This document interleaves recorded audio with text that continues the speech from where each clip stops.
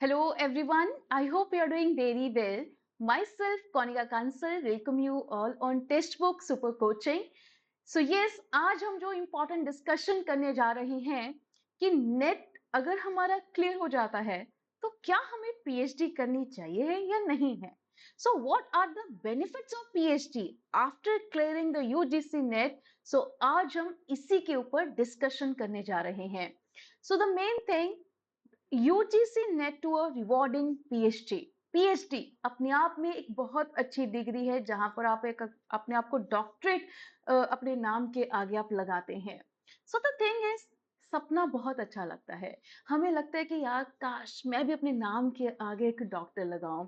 सो पहला स्टार्टिंग में ही यही हमें एक मोटिवेट कर देता है कि मैं अगर नेट क्लियर कर सकता हूँ, मैं 4 to 5 years अपनी पीएचडी भी कर सकता हूँ, तो क्यों ना कि मेरे नाम के आगे एक स्पेसिफिक डॉक्टर की डिग्री लगे. सो आपका करियर पता नहीं कहाँ से कहाँ पहुंच जाएगा, है ना. सो एक जब आप एक कोई भी करियर अपना बनाते हैं, उस करियर के लिए जितनी आप एजुकेशन कर लो उतना कम होता है. सो पीएचडी एक वो है कि अगर आप अपना करियर बनाना चाहते हैं स्पेसिफिकली इन द टीचिंग, तो एक पीएचडी हमारे लिए बहुत अच्छी है. ठीक है जी. सो जब आप एक पीएचडी परस्यू करना चाहते हैं नेट के बाद, तो सबसे पहली चीज जी, आपको ये समझना जरूरी है कि after all UGC net exam है क्या चीज. सो यूजीसी नेट, जिसके लिए आप एक पूरा का पूरा 6 months के लिए हर साल प्रिपरेशन करते हैं. यूजीसी नेट एग्जाम के लिए आप एक कॉम्प्रिहेंसिव एक इवेल्युएशन है, जो एक इंडियन लेवल पर आपका ये इवेल्युएशन करी जाती है कि क्या आप एक टीचर के लिए एलिजिबल हैं या नहीं है.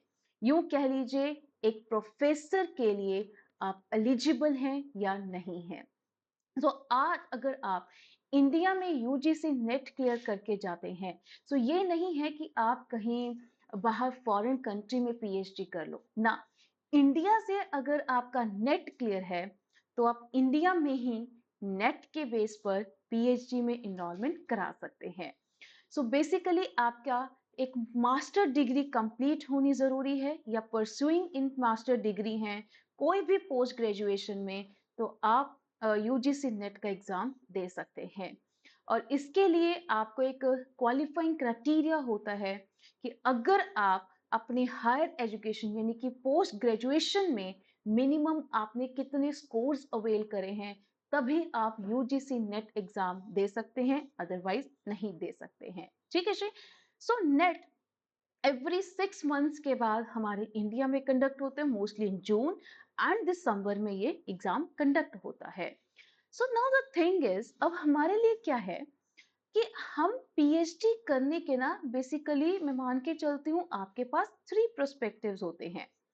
वन पर्सपेक्टिव, अगर आप ये नेट का एग्जाम क्लियर कर लो, आप इंटरव्यू दो, आप पीएचडी में इनरोलमेंट करा लीजिए.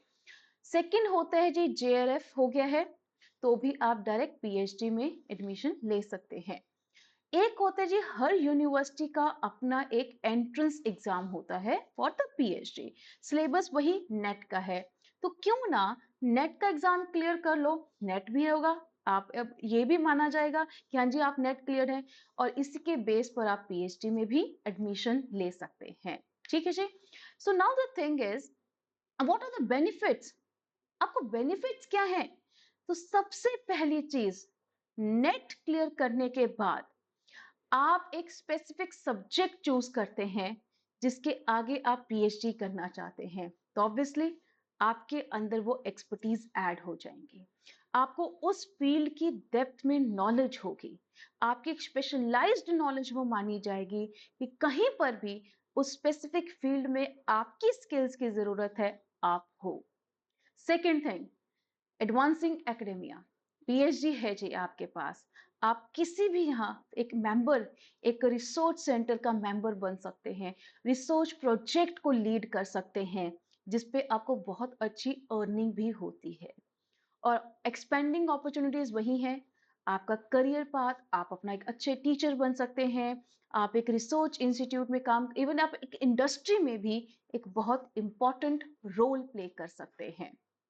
ओके, सो आज के टाइम पर हमें ये देखना है कि अगर आपके अंदर एक पीएचडी करोगे ना, तो आपके अंदर एक रिसर्च, एक एनालिटिकल स्किल्स अपने आप डेवलप होती हैं, जो विदाउट एनी पीएचडी वो डेवलप नहीं हो सकती। जैसे आप एक लिटरेचर रिव्यू करते हैं, आप what is a literature review, आपने सबने रिसर्च के एक स्टेप में पढ़ते हैं कि जब हम एक टॉपिक के ऊपर हर एक ऑथर्स के पॉइंट ऑफ व्यू को जानते हैं, हमें अपनी एक वो गैप को देखना कि उनका सोच क्या है, उन्होंने किस ऊपर रिसर्च करी है, हमें इसके ऊपर क्या करना चाहिए है। हम डिफरेंट डिफरेंट मेथड्स यूज करते हैं। आप एक्सप्लोरेटरी रिसर्च करना चाहते हैं, आप एक्सपेरिमेंटल रिसर्च करना चाहते हैं, आप वेरियस टाइप्स ऑफ रिसर्च करते हैं, एंड उन रिसर्च के बेसिस पर आप ये देखते हैं कि आप जो डाटा गैदर कर रहे हैं, आपके अंदर एक डाटा एनालिटिकल स्किल्स भी डेवलप होती हैं, जिसके लिए हम वेरियस, आजकल तो हम वेरियस सॉफ्टवेयर यूज करते हैं लाइक एसपीएसएस, जिस सॉफ्टवेयर के थ्रू हमें पता चलता है, हम पूरे डाटा को एनालाइज करते हैं जस्ट इन वन कमांड, कि हमें पता रिजल्ट हमारे सामने है। PhD is nothing. पीएचडी एक कहता है कि एक स्पेसिफिक प्रॉब्लम को देखो, एक रिसर्च गैप को देखो, उसके रिलेटेड डाटा गैदर करो, और उस बेस पर देखो कि जो आप गैप स्टार्टिंग में कह रहे थे वो गैप वही है, उसके लिए आप अपने इनपुट्स क्या देना चाहते हैं, आप अपने सजेशंस क्या देना चाहते हैं, वही एक पीएचडी है, right? So increased opportunity in academia and research. आप एक पीएचडी के, आप एक टीचिंग एंड मेंटोरिंग बन सकते हैं, यानी कि एक फैकल्टी मेंबर बन सकते हैं, आप एक रिसर्च को लीड कर सकते हैं, जिसको आप सिंपल वर्ड्स में एक गाइड बोल सकते हैं, अच्छे अर्निंग होती है। आप चाहे किसी कॉलेज का गाइड बन जाइए, यूनिवर्सिटी का गाइड बन लो, या किसी एक्सटर्नल गाइड बन जाइए। आप कोलैबोरेट कर सकते हैं, आप डिफरेंट डिफरेंट वर्ल्ड वाइड बहुत सारी कॉन्फ्रेंसेज होती हैं, आप उनके साथ अपने कोलैबोरेशन करके आप कॉन्फ्रेंसेज आप अटेंड भी कर सकते हैं, आप कॉन्फ्रेंसेज कंडक्ट भी करा सकते हैं, और आप एक स्पेसिफिक इंडस्ट्री में भी एक कंसल्टेंसी एंड एक एडवाइजिंग का रोल दे सकते हैं। यानी कि फॉर एग्जाम्पल, अगर आपने मार्केटिंग में पीएचडी करी है, तो आप किसी भी इंडस्ट्री में as a sale manager, as a sale head आप बन सकते हैं, आप उनको एक एडवाइजरी रोल भी दे सकते हैं। सो आपका एक जॉब प्रोस्पेक्टिव यहाँ पर इंप्रूव्ड होता है, आप एक कॉम्पिटेटिव एरा में खड़े हो सकते हैं। आप कॉलेज में गए हैं, एक के सिर्फ नेट है, एक के पास नेट प्लस परस्यूइंग पीएचडी है, वेटेज किसको मिलेगी? इसको, क्योंकि उसका नेट प्लस परस्यूइंग पीएचडी है। आपके अंदर वो स्पेशलाइज स्किल्स आएंगे, वो स्किल्स जो आप अपनी किसी को भी कमांड करनी है, करेंगे। सबसे इंपॉर्टेंट, क्या आपकी अर्निंग्स बढ़ेंगी? यस, इसमें आपकी अर्निंग्स बढ़ेंगी, हाई सैलरी, करियर एडवांसमेंट, बहुत सारे बेनिफिट्स आपको मिलते हैं, एंड जो रिस्पेक्ट आपको मिलेगी वो तो अलग ही है। सो यूजीसी नेट सैलरी के जो स्केल्स हैं वो क्या है? अगर आप एक असिस्टेंट प्रोफेसर बनना चाहते हैं, तो वेरी एंट्री लेवल पर आप बेसिक सैलरी 40,000 से 1,50,000 तक अर्न कर सकते हैं जी। और इसके साथ साथ साथ आपको जो इंक्रीमेंट्स मिलेंगे, वो इंक्रीमेंट्स आपकी परफॉर्मेंस के बेस पर, आपके एक्सपीरियंस के बेस पर मिलता जाएगा। एंड फर्दर हमें जो additional benefit, house rent allowances मिल जाएंगे, ट्रांसपोर्टेशन अलाउंसेस मिल जाएगा, और अलाउंसेस जो है, whether you are in the private, whether you are in the any public sector, आपको ये बेनिफिट्स मिलेंगे। ठीक है जी। इसी तरह UGC NET salary scales for the associate professors, तो ऑब्वियसली आपका पे स्केल और बढ़ जाएगा जी। आप 1,30,000 तो मिनिमम बोल सकते हैं, और एकेडेमा का जो आपका ग्रेड पे है, पे स्केल वो भी बढ़ेगा ही बढ़ेगा। फर्दर आपकी जो परफॉर्मेंस बेस्ड इंक्रीमेंट्स हैं वो भी होने ही होने हैं। इस लेवल पर आपके आपके इतने सारे नेटवर्क्स बन जाते हैं कि आप कहीं पर भी पेपर पब्लिश करवाते हैं, रिसर्च करते हैं, रिसर्च पेपर्स करवाते हैं, गाइड बन रहे हैं, आप बहुत अच्छी अर्निंग करेंगे। ठीक है जी। और अगर आप प्रोफेसर की पोजीशन पर जा रहे हैं तो जी ये रहा आपका पे, 2 लाख प्लस आप अर्न कर सकते हैं। बाकी जो पे स्केल्स है, बाकी जो रिसर्च आपको इंसेंटिव्स मिलने हैं, आप जितनी भी पब्लिकेशंस करवाएंगे, जितने आप अपने स्कॉलर से पीएचडी निकलवाएंगे, पर स्टूडेंट आपको एडिशनल रुपीज मिलते हैं। और जो आपको अलग से रिटायरमेंट बेनिफिट, क्योंकि इस लेवल तक आप अपने उस कॉलेज को बहुत ज्यादा कंट्रीब्यूट कर चुके हैं, वो आपके ऊपर एक ट्रस्ट क्रिएट हो गया है। सो जिस बेस पे वो आपको रिटायरमेंट बेनिफिट्स भी देते हैं, like pension, gratuity and other benefits, जो हमारे आफ्टर द रिटायरमेंट जो हमें चाहिए होते हैं, जिसके लिए हम गवर्नमेंट करते हैं, प्राइवेट भी आपको ये बेनिफिट्स देता है। ठीक है जी, क्लियर होगी बच्चे बात। सो द ओवरऑल कंक्लूजन क्या है? आपकी यूजीसी नेट की सैलरी का जो है, आपने नेट क्लियर कर लिया, आप कह रहे हैं कि मैम हमें जॉब नहीं मिले। आपको पता है कि उसके लिए भी ये 3 फैक्टर्स हैं।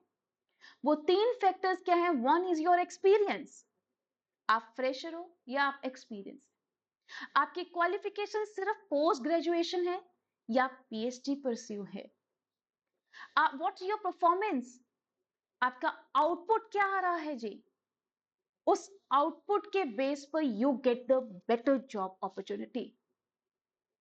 सो now it's up to you. आप एक्सपीरियंस हैं, ठीक है, हमें अपने करियर की स्टार्टिंग करनी है, यू बिकम फ्रेशर, पर मैं चाहती हूँ कि आप फ्रेशर के साथ एक पीएचडी का टैग जरूर लेके चलें। अगर आप फ्रेशर है ना, कहीं पर भी इंटरव्यू देने जाओगे, अगर बोलोगे ना I am pursuing PhD, PhD में एडमिशन होगी, परसुइंग पीएचडी लगेगा, एडिशनल बेनिफिट। अगर आप बोलोगे जी मुझे तो 7 ईयर एक्सपीरियंस है, मुझे 6 ईयर एक्सपीरियंस है, वो बोलेंगे आपके पास पीएचडी है, आप बोलोगे नहीं, तो जो अदर एप्लीकेंट्स हैं वो ले जाएंगे। सो ये तीनों के तीनों आपके लिए इक्वल इंपॉर्टेंट हैं।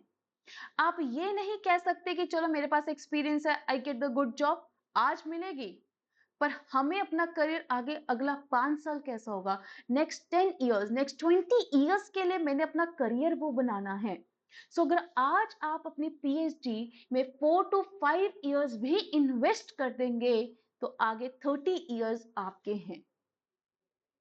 So that are the benefits. So please guys, whether it is a mandatory by the UGC, whether it's not, पर benefits को देखोगे ना, you get a very good opportunity. आज का ये एक स्ट्रगल है, पर सच मानिए ये स्ट्रगल सिर्फ कुछ पीरियड का है, आगे का जो पीरियड है ना, इट्स वेरी ब्यूटीफुल।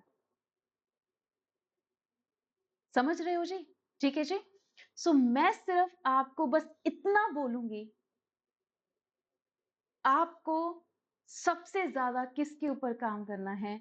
अपना नेट एंड पीएचडी। एक अच्छा करियर की पहचान सिर्फ ये 2 एलिमेंट्स हैं, बस ये चीज कर लो। एक अच्छी मार्केट में रेपुटेशन, एक मार्केट की रिस्पेक्ट, वो आपको पीएचडी से ही मिलेगी, राइट? सो बस यही था आज का मेरा आपके साथ एक छोटी सी डिस्कशन, जिसमें हमने सिर्फ एक बेनिफिट्स ऑफ द पीएचडी के ऊपर बात करी है। बस मैं सिर्फ इतना चाहती हूं कि ये पीएचडी करिए, और इसके रिलेटेड कोई भी आपको क्वेरी है, आपको कोई भी हेल्प चाहिए है, you want a help regarding कि मैम एडमिशन के टाइम कैसे होगा, हमें रिसर्च प्रपोजल्स बनाने हैं, कैसे हम बनाएंगे, we are always be there. You can connect any time, Telegram पर आप कनेक्ट कर सकते हैं। एक बार माइंड में लेके आओ पीएचडी करनी है, बाकी चीजें अपने आप हो जाएंगी। जब तक हमारे माइंड को ही नहीं पता कि जी मैंने पीएचडी करनी है, तो कैसे करेंगे आप आगे? एक होता है सोचना, एक होता है उस सोच के साथ आगे बढ़ना। तो हमने उस सोच के साथ आगे बढ़ना है। ठीक है जी? So yes, this is the whole for today session. And yes, be positive, think positive and do positive. You can do everything. Just एक पॉजिटिव माइंड के साथ उस चीज को स्टार्ट करने की देरी है। So all the very best guys, thank you.